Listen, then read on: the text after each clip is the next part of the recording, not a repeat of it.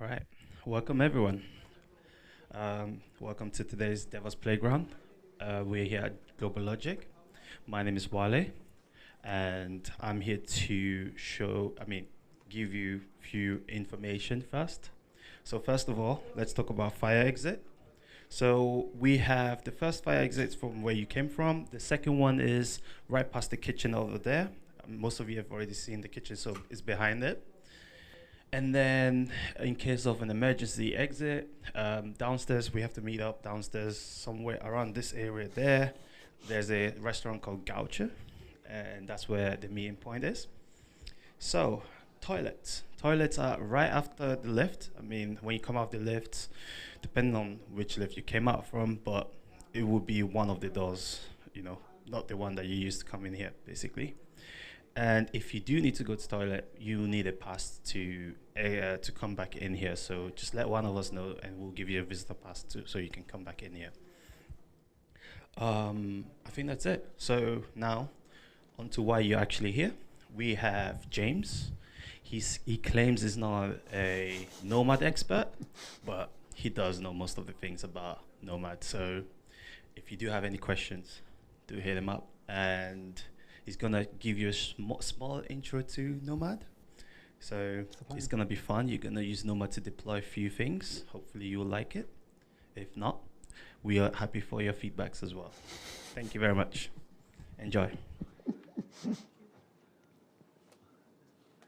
Hello and welcome. My name is James, as I said. We had a very catchy title, but we're not just going to be deploying one app. We're going to be deploying lots of things, kind of just seeing how you can deploy stuff with Nomad. I find a lot of times when I talk to people about Nomad, they've heard it as a HashiCorp product, but that's about as far as it goes. So hopefully this is going to give more of an idea of kind of what you can do with it and why I at least think Nomad's a pretty fun piece of technology. DevOps Playground, hopefully you guys know what the playground is. Well, I mentioned about it a little bit, but yeah. Standard slide. So what is Nomad?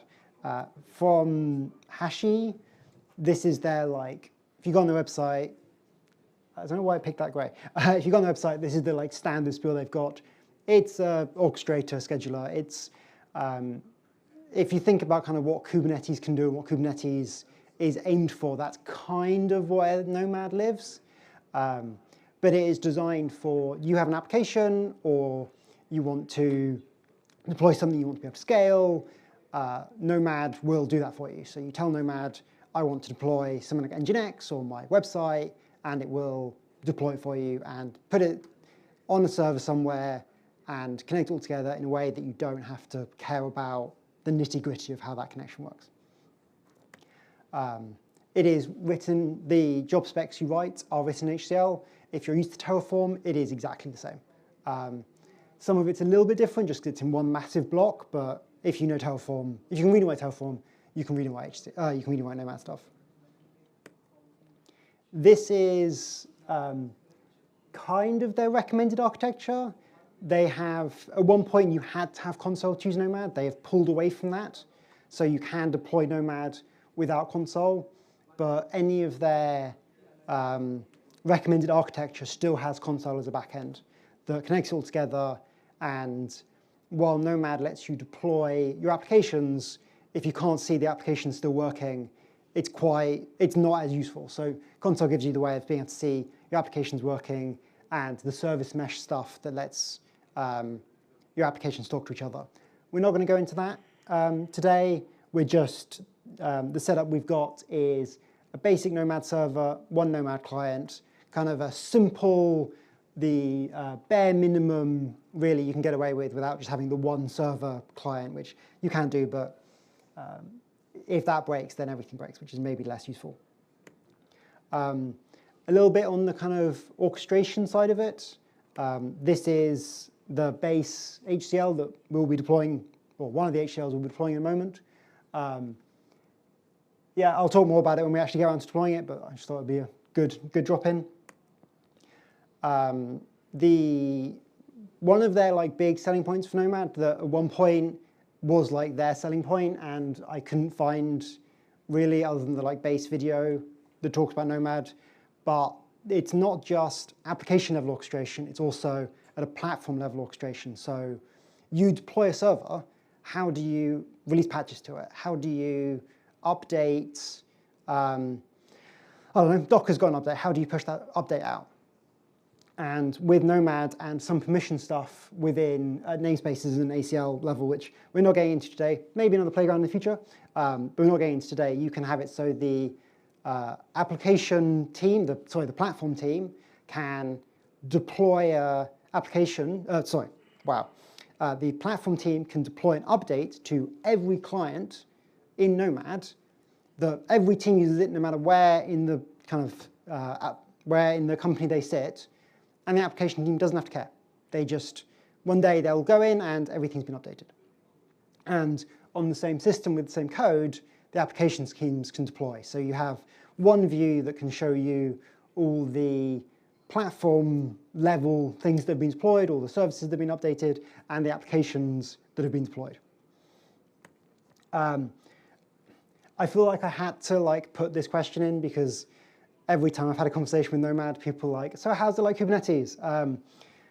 Yeah, I really don't want to answer that question. It is a rabbit hole. I think there is benefits to both. I am partially anti-Kubernetes for some reason. I don't really know why myself. I'm always stepping away from Kubernetes. But I think that Nomad has some benefits that maybe outweigh some of them for Kubernetes. And maybe after this, for a drink, we can chat about it. But that is too much for now. And the next slide is the slide that I was meant to put the link in. So let's get to the lab, which is the fun bit, and we'll brain's failing. We will dive a little bit deeper into what Nomad is, how it works, what the deployments look like, and what you can do with it. I just clicked escape, and everything's gone black. There we go.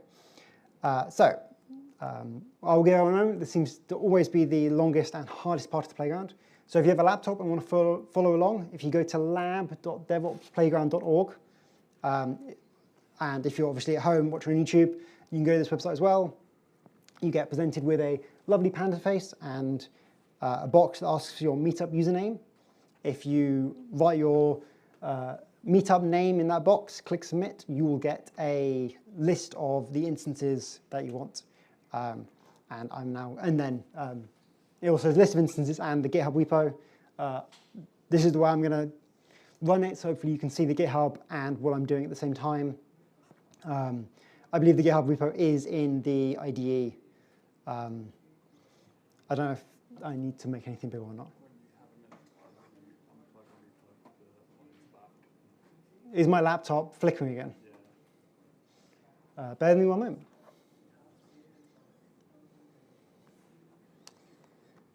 I don't know if that's my laptop problem or something else. Replugging it fixed it last time, so we'll go with that one. Okay. Unless anyone tells me otherwise, I'm going to assume that everyone has magicked all this stuff up and keep going. If you need a hand, there is support staff at the back. If you put your hand up or shout, they can help you with all this stuff. They hopefully know everything I'm doing, so they can help. Yeah, so I'm going to scroll down. I've got my link of addresses, and yeah, I'm just going to open the addresses we need. So we need the IDE, we need Nomad, and we need the terminal. I have the README open, so I need to open that. And then, oh yeah, I forgot I put the links here, which are the links that are in the lab. So that's useful, but they are where they are. Basic setup for this. I'm just going to make sure that I'm in the right location. So for Wetty, I need to log in. Somehow I clicked enter and I clicked the.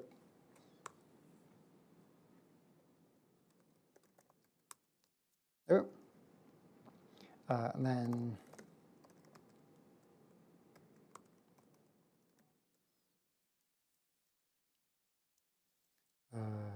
Yeah, so I'm just going to go into the work directory. There's another directory under that. As long as you know where you've put it and create your files in the right location, you can actually, as long as they're under the work directory folder, because that links to the project directory in the IDE, which is what we're going to do all our writing, Doesn't matter where you put them. And my brain was about to say something. Yes. If you don't have the ability to do it now and want to do it another day, the shell scripts, the client.sh and server.sh that are in the GitHub are the Nomad code I've used to set it up. As long as the servers can talk to each other, you should be able to spin up an equivalent to what we've got here. You probably just need to change some IPs and phone numbers. But yeah, should hopefully work. Okay, now that's. Sorry, what is the password for the material? It is Nomad capital N. Nice and secure, saying passwords out loud, but these instances get destroyed in the next 6 hours, so there's not a lot of people can do with them. Okay, so in the IDE, I'm going to create it in projects. I'm going to create a new folder, a new file. I'm going to call it coda. So the first thing we're going to do is create a file called coda.htcl. Coda, if you didn't realize, is what this IDE is. For a little bit of maybe background knowledge or behind the scenes of the playground, the instances we deploy get 2 Docker images spun up. One is Wetty, one is Coda. And what we're going to do is we're going to show how easy it is in Nomad to set up Coda if you just want a dev environment.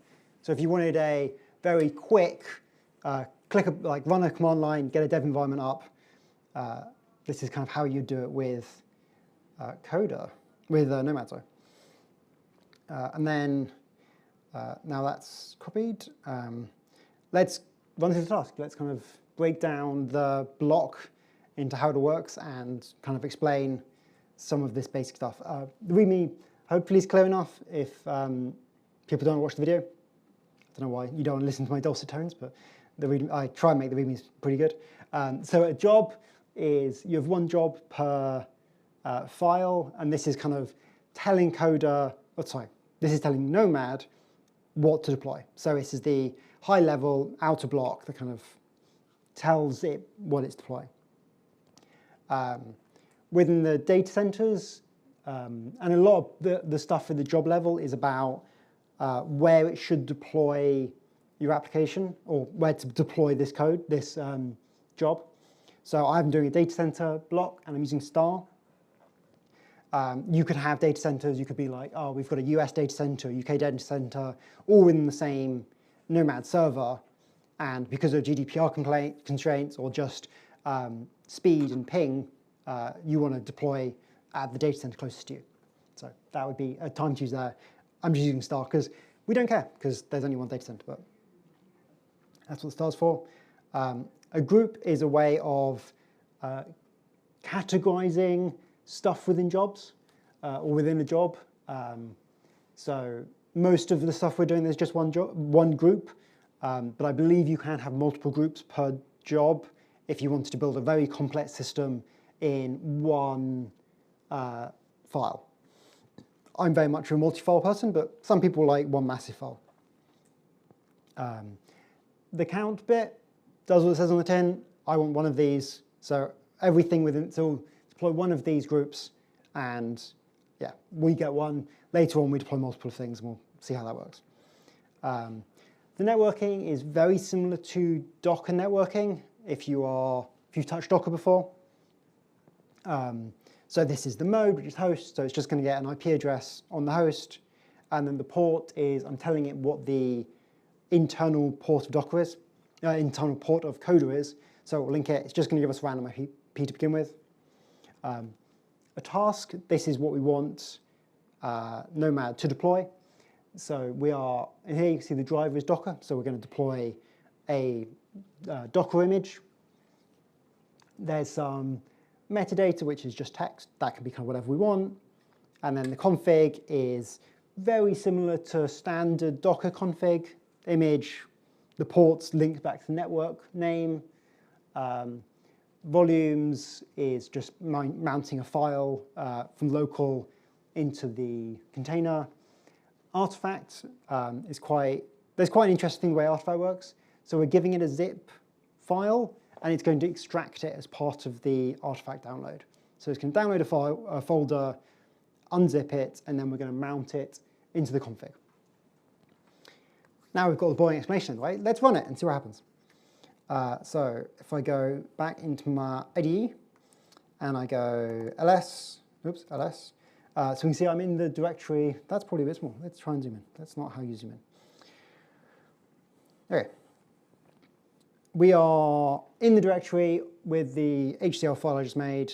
If you're not in the same directory, it will not work. Please make sure you're in the same directory.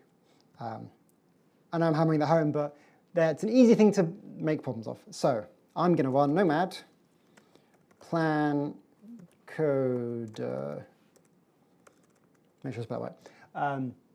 Similarly to Terraform, this is just going to ask it, what are you going to do if I was going to run this job? And luckily expected fail. We are asking for it to have Docker, but if we go into Nomad and have a look at our clients, so this is the Nomad UI, which we have yet to look at, port 46, if anyone cares about the ports that these services like. On the left-hand side, there is clients, and you can see our singular client that we had deployed, which is separate to the server we're on. And if you scroll down a little bit, you can see driver status. There's no Docker, which may be an oversight, but I think it's quite an interesting way of showing that. So we have a basic client, we have installed Ubuntu and Nomad, and that's it. This is a kind of an empty server. So the next step we're going to do is let's deploy Docker on the server through Nomad. Let's show the kind of platform level orchestration that most other tools don't really give you. So back into our IDE, let's create a new file, and I'm going to call it docker.hcl. Copy this. As you can see, this is very similar to the file we just looked at, the kind of coder Docker file. Everything is kind of very similar. There's only a few things you want to mess with. There's only a few things you need to mess with every time. The big new things is there's a type. I think the standard type is event or application. I maybe should have looked that up and written that down. Maybe I did write that down. Nope, did not write that down. So yeah, the type is sysbash. So what this is going to do is this is going to run it on every client that it can, and it's going to be happy when it exits. As long as it exits a happy status code, this is going to be like, yeah, cool, all good. The driver, which is slightly different, this is a raw exec. This by default is not actually enabled. Within the client's config, you have to enable this. So like with Kubernetes and Docker and the way normally things work, everything wants all the applications to be segregated by groups and logical storage, so applications can't mess with each other. Raw exec kind of does what it says on the tin, and you're just running stuff on the server. So there's no segregation. We're not worrying about the kind of standard stuff. We're just going like, I just want to run this command. We've then got a config block where we're saying the command we're running is sh, the arg is a script, and then we're using a template file to load the code we've got into the file. The same way we did with the coder, if we had it as a source somewhere, so if we were hosting this script in Artifactory or on GitHub, we could also load it in at that point, if I remember where I've put it. We could load it in that point, but because this is just to mess with Docker, I just put the code here. This is the code I got when I asked the internet how you install Docker on Ubuntu. There's nothing clever here. So what we're going to do is we're going to go back into Wetty. Don't know why AWS started running. Back into Wetty. Oh, let's click that link. That's interesting. And what we're going to do is we're going to run the job. So we're going to go nomad job run Docker. And as you can see, status complete. It is nice and happy. This can take a moment to update in the client. So if I run the Coda code straight away, it's just going to fail. So while we're waiting for that to update, let's go and see what a job looks like. Wow, that's words.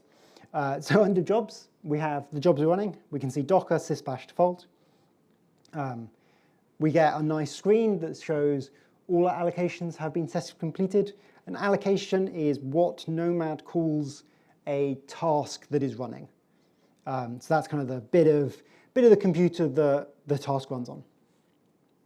So we can see our groups, recent allocations. We can go into that. We can see it's dead, which is what we expected because it is run successfully. And then if we kind of go into the task in the allocation, we can see all the logs. We can see kind of everything that's happened. Standard error has been outputted as well. So if anything goes wrong, even if the process is finished, it's very easy to go and be like, okay, what's happened? And if you want to deep dive even more, these are the files that we run. Like you can kind of go into the file system that's been run a little bit. And if it does work, or it is up but kind of unhealthy, you can, like Kubernetes, exec into that system and have a play, run code, see actually what's happening, which maybe we'll do a little bit later just to like show what's happening depending on how long things are going. So fingers crossed, that's been enough time. And now if I go clients, go into the client, we can see that there is now Docker, healthy. So without having to find some SSH credentials, SSH into the box, then run the 5-6 commands to set up Docker onto it, and then restart Nomad, or however we want to do it, we have Docker installed. And while, yeah, this probably isn't worth it for one client, if we had 20 clients, we suddenly want Docker on, or 100 or 200, however kind of big your company is, I ran a command and put Docker on all of them. That's kind of that's what the selling point of this like platform orchestration stuff is. And as well, it does Java and Quem if you wanted to get a little bit more crazy on some of the stuff you can do. Because this Nomad can natively run Java applications segregated, which I haven't played with because I don't really use Java, but seems like a useful thing if you're just deploying and managing Java applications. So yeah, let's deploy Coda. So I'm going to go Nomad change plan to job run Coda. And now we're going to see that it is trying to place it. So we've got one desired, it is placed one, we're just waiting for it to get healthy. You can cancel out of the screen just by doing Command-C, but it's quite interesting just to see it working. Hopefully it won't take too long before it's happy. Okay, I don't know why this is taking so long. I'm going to go into the Nomad itself and see that we have Coda running. It has to download the image, that's why it's taking so long. But it's saying it's running, it seems to be all happy. If I go back to Wetty, it is finished with the one healthy, so it's saying it's one desired, one placed, one healthy. And now we've deployed Coda, we should go and look at it. So the piece of information we need to see it is because we've used a host IP, we need the client's IP address, and then we need the port. So on the clients, we've got the address here, which is this one. It's a little bit awkward to get to, but we will maybe fix that. Well, we'll fix part of it in a little bit. So I've got the IP, and then if I go on the jobs, Coda, and then I go down to the allocation, and I click the allocation ID, and then scroll down, I've got the port. So my port is 25918. Yours will probably be different. And that is the private IP address. So if you're inside the system, so if you're in a company that had a VPN, the private IP is probably good enough. Because this is AWS and we're all public stuff, I needed to steal the public IP from the client. And then if I go here, we should get Coda up and running. So this is kind of, we now, every time we want to run it, as long as we know the client IP, we can connect to it, but we do need to access the port every time. So maybe we should look at static IP. We should look at a static port so we don't have to worry about what the port is. We just know we want it on 8080, 80,000. We want it on 8080, so let's make the change.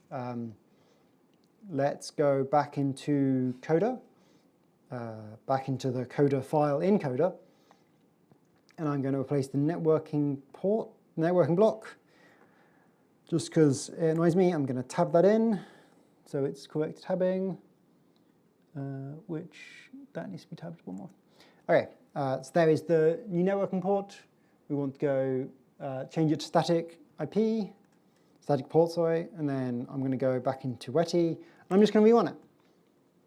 And it's going to go, okay, you made a change, let's run that through. So now if I go into jobs, coder, you can see there's one running, it is health unknown, it's spun up, nice and quick. I believe this change did delete and redeploy the cluster, delete and redeploy the image. There's no, something for this type of change, it can't just like change the port without redeploying, but it's a Docker image. Anything you're using with Docker, you should happily be able to destroy and restart. So now if I go back to the URL we just went to and change it to 8080, we now get code on a static IP. So we can now deploy this every time, shut it down, spin it back up. Good way of kind of just getting code up.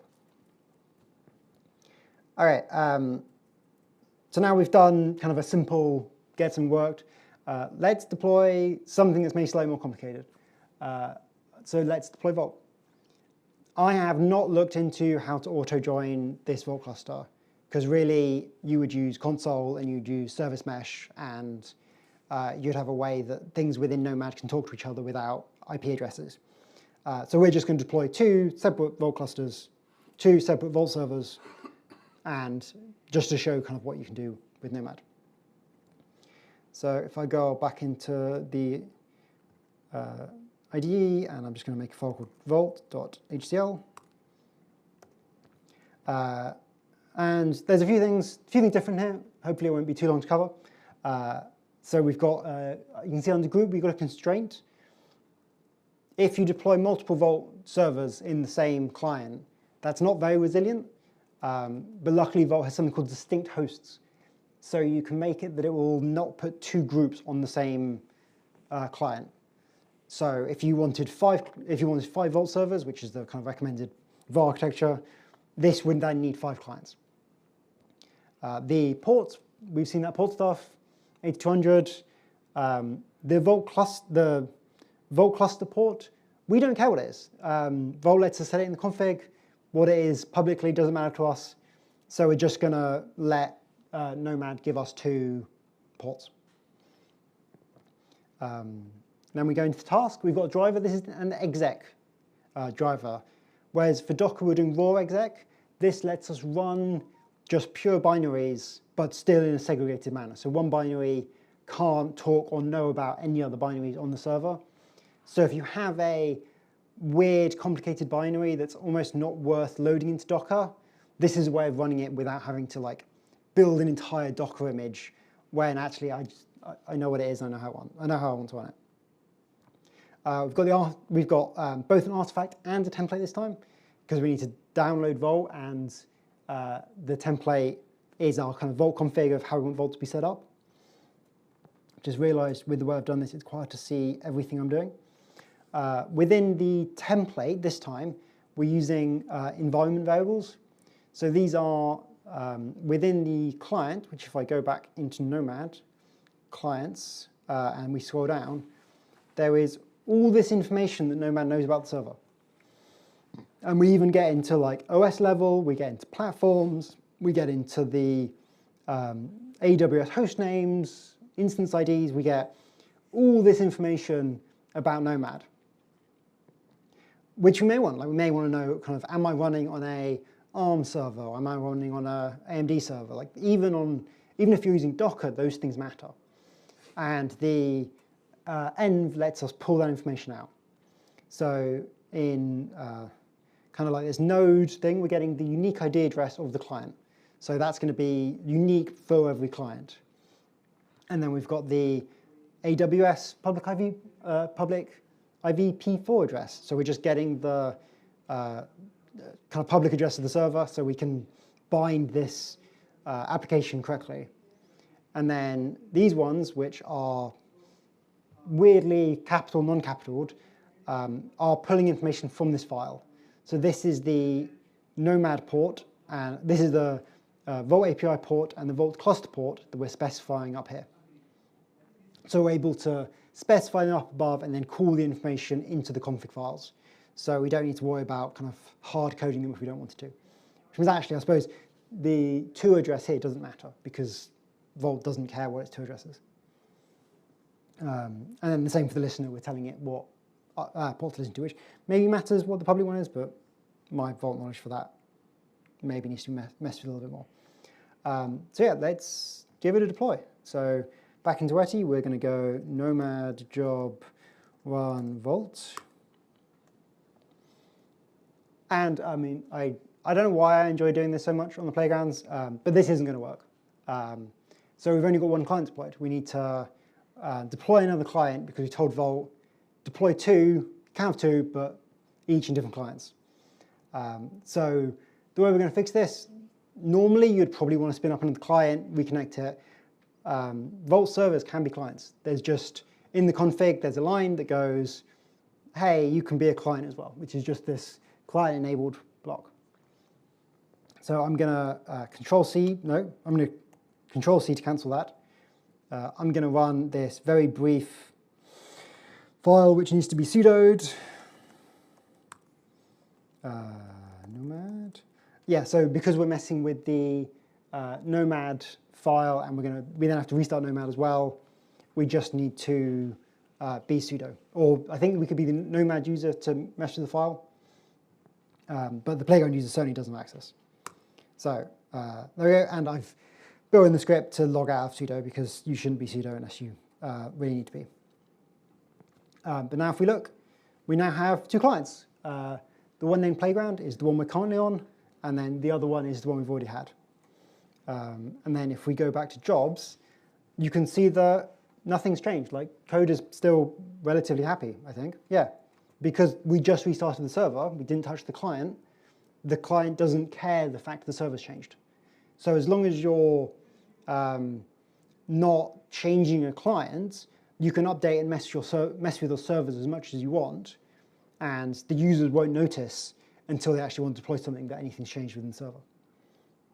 And then within Vault, it's seen there was another client up, so it just deployed itself. There's no rerunning. We asked it to deploy two clients, so it was like, yep, I can deploy one, and then it just sat there and waited for another one.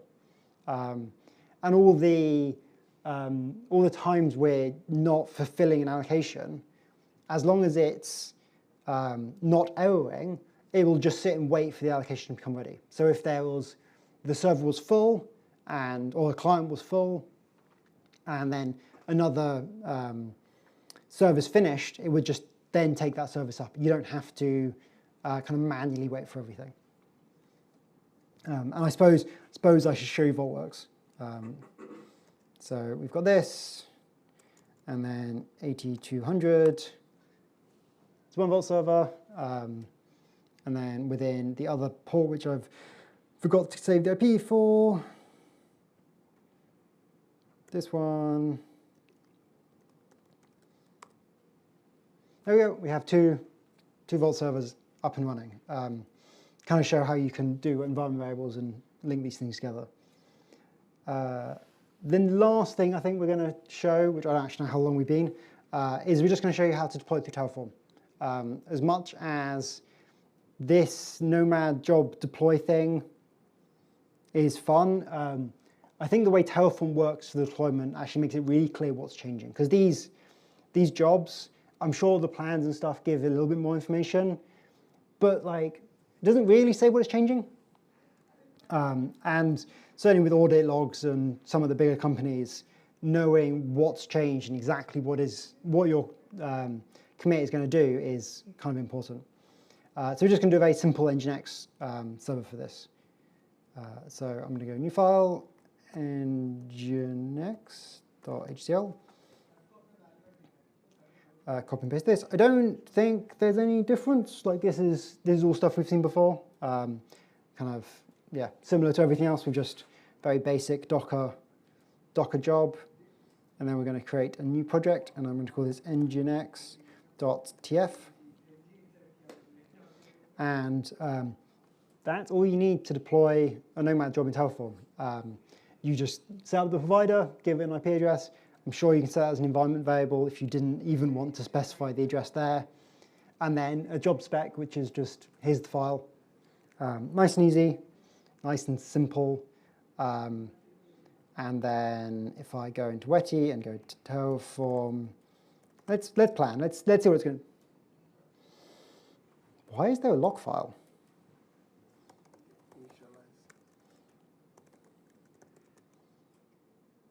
I wasn't expecting it to be a log file at all. That's weird. Okay, Terraform plan. And you can see it's like, here is the file. And you can kind of, at this point, go, yeah, this is everything I'm expecting. There's no like weird surprises here. And I will go apply, and then yes. So that's it deployed. It seems all happy. If I go into jobs, we can see we have Nginx is running along. This, unlike when you run the command line, this won't wait for anything to be happy. We're not health checking here. We're just saying, hey, deploy this thing. And yeah, it's happy, all green, all deployed. It is an Nginx server. If I go to the URL, we'll get the standard Nginx stuff. That's not that nice, and it's a pain to have to wait. Oh, I've deployed it, now I need to go to the URL to see if it actually works, because this tells me the service is running, but that's it. And one of the cool things that Nomad does, certainly if you link it with console, but even without console, it does it very basic, is health checking. So what we're going to do is we're going to edit the file's in the place, picture's in the place. So I'm going to edit the Nginx script, and we're going to give it a service block. So underneath the group, so anywhere in the group block, I think it can also be in the task block. Nomad is pretty good that lots of things can kind of be anywhere. Hopefully the health check is pretty self-explanatory. So we're telling it to use Nomad as the service provider. By default, it uses console. So if you are using console, by default, it will look for where you've put console. I think it looks for a local agent if you don't do anything else. I'm telling it the port, which is web. So this is what we defined in the networking block. And then the check, kind of simple check stuff, it's HTTP check. We're just giving it a name. This is just a kind of logical name that you can see in the UI. The path, we're just going to hit the root of the URL, and then how often to try, and what's the timeout if the server wasn't running. And then some restart things. And then I suppose we can run it back through Terraform. Terraform apply. And we can see that this is the job spec. You can see it's just pulled out in the job spec what we're changing. So it's not like some things when they link with Terraform, which is like, oh, this file's changing, we're not going to tell you where. This explicitly says the lines we've added. So you can very clearly see like what is it actually doing, which is just changing the job spec. And I'm going to go yes. And then I'm going to go into here. We can see, hopefully it runs happy. I've not changed anything that should be bad other than maybe doing a typo somewhere.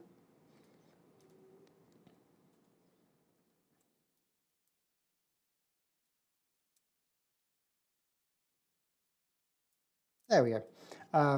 So if we see in the task, I think task groups will maybe show it. And then if we go into the allocation, we can see the service at the bottom here, and it's healthy. And this will make, it's very clear if it's unhealthy. I think it's actually quite hard to see that it's healthy, but the blocks here will pull from the health data, and if it does ever go unhealthy, it'll try and rebuild the job. And I think that's that. I don't know how quick I did that. I realized when I was writing this, it's going to be a pretty quick one. But I hope that you've enjoyed a very quick run through Nomad. And is there any questions? I will try my hardest to answer them. Can you just go back to the console? You said you made reference to the fact. Sorry. Cheers. Thank you. You made reference to the fact that HashiCorp has pulled off console from Nomad.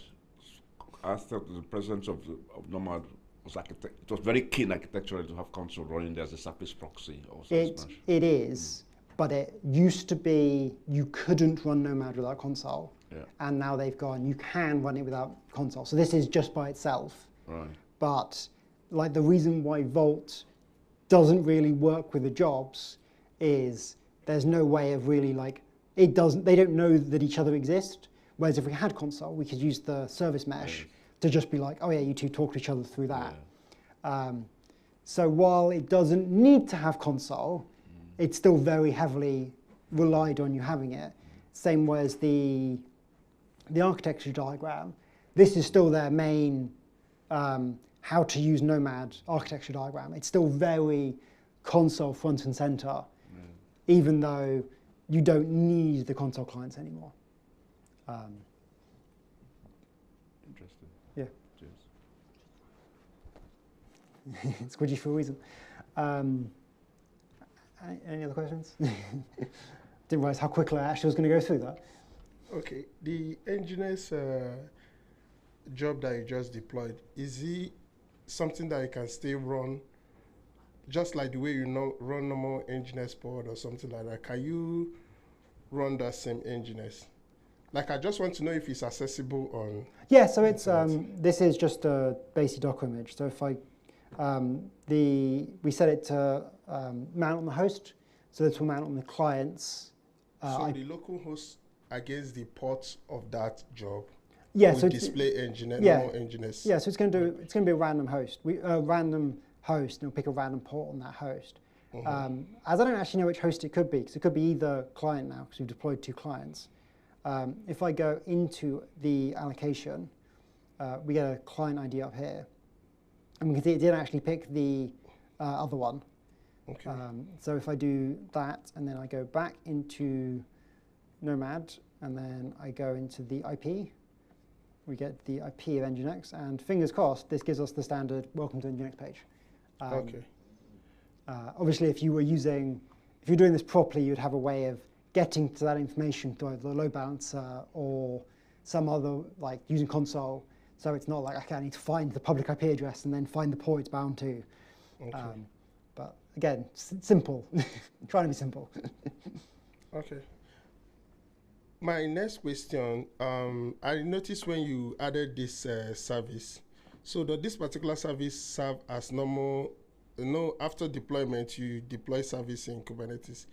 Does this serve as like the way you have service object in Kubernetes? Yes. Is this service health check the same sort of thing that Kubernetes has? Okay. So this is a health check. So this is the liveliness check in Kubernetes. So that's the equivalent. Okay. It's just this network block that enables it to connect to the internet. There's no, like Kubernetes has the service and ingress. Nomad doesn't directly have that unless you have console plugged in. What I wanted to ask as my follow-up with somebody said. I wanted to confirm if you can still use Nomad to do kind of load balancing. No, you would use console for that. So you'd deploy console as well, and console will do all that stuff within it. Okay. This is just deploying the applications, whereas console does the networking layer on top of it. Something that I realized I said at the start I was going to show, which I haven't, is the logging into a server. As we've got time, I might as well show that. So if, I don't know, we deployed Nginx and it's like, oh, the website's wrong, like how the information I want to deploy, it looks wrong. Within the allocation, there's just an exec button, which you can choose to not run bin bash. I'm just going to run bin bash. I think this command also works on the terminal. You don't have to use the GUI. And I'm just in the server. You can see I'm at the root level. I've installed some. It's local, I think, is where it wants you to install everything. So if I go into local, nope. Oh yeah, it's a Docker thing. There's a Docker mod. So actually, even though I'm here, don't think I can see much. I've never actually done this on a Docker. You don't have Docker. It's not on your path, on the Unix path for you to execute. Yeah. That's why Bash is complaining Docker command not found because it's not on the path. Yeah, I normally don't How weird. I've actually never tried to log into a Docker file before doing this. So what I'm going to do is not worry about the Docker one and go into a Vault one that I know works. Because yeah, I wish I had more reason to play with Vault. I wish I had more reason to play with Nomad. I've like surface level played with it, but I'm always the person that like plays with the base platform layer and then go, cool, that's fun, I've deployed it, but never actually got the like applications and the services to deploy. So yeah, now we're in Nomad. Actually, I don't know if the other one just went into the Docker container. That may be the case. If I go cd local, so this is within the Vault, we can see the Vault storage, the Vault config we've deployed. So if we're like, oh, why is the I don't know, why is the listener not working? Like, have we set the ports, the variables incorrectly? Which is something I've had to do actually while messing with this the first time. The client, I'm going to not point at the screen and use my cursor. The API and cluster address weren't populating correctly because I was just pulling in the wrong variable from Nomad. And being able to actually log in to it and see, oh, this is, at the end of the day, what it templates to is a very useful way of logging it in. I know Kubernetes can do it as well, and most tools let you actually log in and see what's going on. Yeah. Any questions? Any more questions? I'm happy to say we're done, close the stream, and we can sit patiently and wait for pizza. Actually, no. We have a ritual that at the end of each session, Oh, yes. we all gather around the presenter and we give him a big hug. Nah. I don't need the hug. No. While we I just- want a picture. Yeah, we just gather around the presenter and I'll take a picture. Hold on.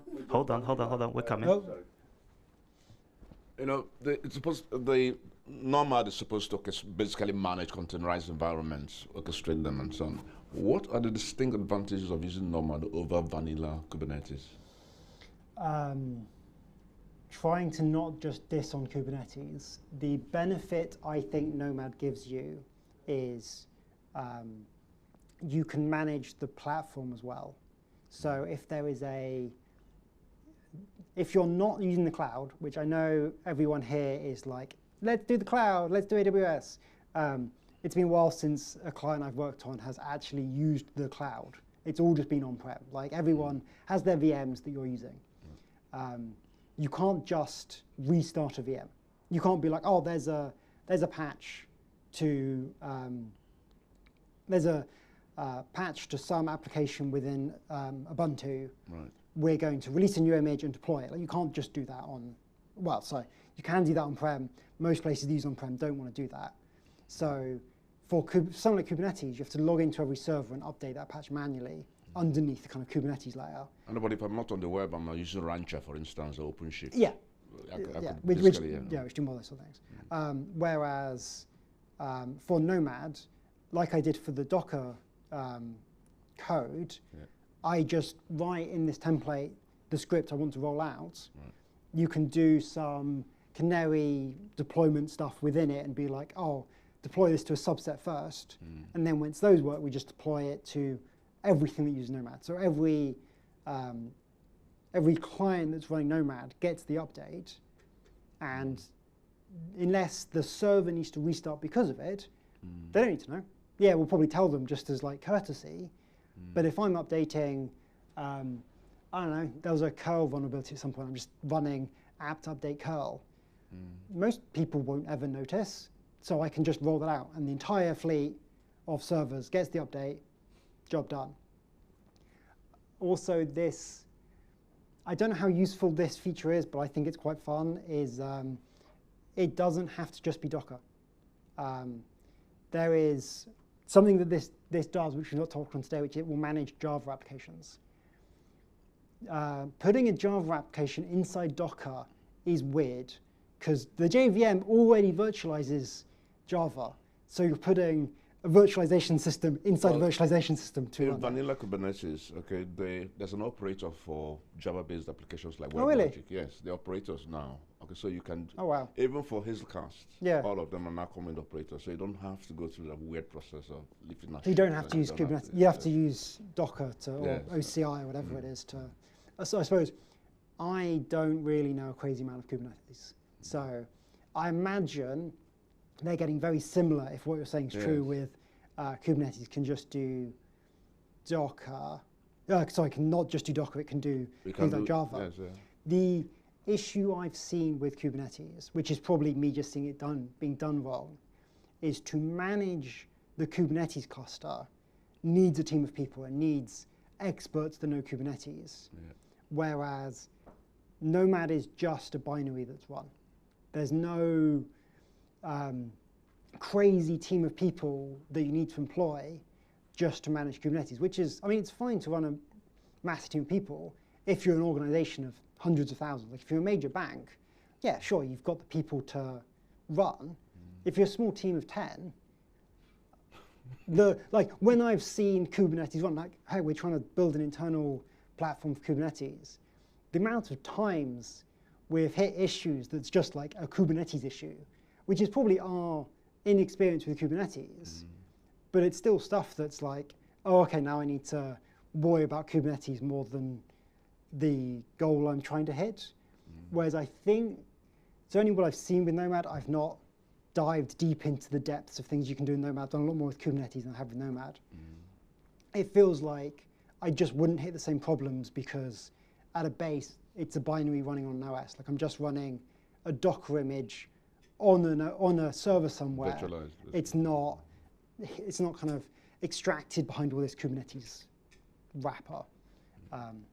But if you know Kubernetes and you can use something like EKS or AKS that hides all the kind of magic stuff. Well, it's a managed service on the cloud. AKS, EKS, they're all managed hosts, on the platform. You don't see a lot of things underneath. Even the Kubernetes masters are managed for you. Yeah, the AWS is doing it for you. One other thing that I really think is cool about Nomad, and I don't think it's ever going to happen because I've heard Hashi maybe not so happy about it, is the base of every server currently is systemd. So I don't know how much Linux people know. Process 0 is systemd. It manages everything you're doing. Earlier when we started, we went system CTL restart. That is telling systemd, hey, restart Nomad. Nomad can be process 0. If you build your OS correctly, you can have your entire server orchestrated by Nomad. So every service that's running is a Nomad job. John Brero, who used to work for Hashi, has built that, and it's really cool. I looked into it and went, I know the guy, he's left for HashiCorp now. He has left HashiCorp now. I don't know enough about how Linux kernels work to even get this to run, but it made me want to know because, yeah, like, why do you need everything that's running on a server when it's a VM somewhere? Like the amount of process rubbish that, actually, you've no idea how much like your system is using, like RAM memory-wise, but if you can go within like Nomad, go client, and go, oh, this server's using a lot of memory, and actually be able to see a very clear list of, oh, here's where your memory's gone. I mean, I think that's cool. But I don't know how useful or any of that stuff's going to happen, but we can hope. Well, the management of Kubernetes generally is getting easier now with the introduction of so many things within the framework now, like operators, for instance. In the old days, it was a hell. The benefit of Kubernetes is everyone is using it, which means there's a lot of money, time, and effort behind making it better. Nomad, if you listen to what HashiCorp's saying, there are some big players that are using it, but I don't think the open source community is really behind Nomad as much as they are Kubernetes, which means Kubernetes is just going to take over the world probably at some point. But I don't know. I'll still root for Nomad. Cheers. Any more questions? All right then. So hug time? No, picture time. Picture time. Sorry. If we're still live, thank you By for the way, watching. I don't know if Wale was just rambling. Oh yeah, sorry. Thanks for those that are online. Don't forget to subscribe, like, and comment. Yeah, There's that a too. bell I think you're meant to do stuff with. Yeah, hit the subscribe button. Anyways.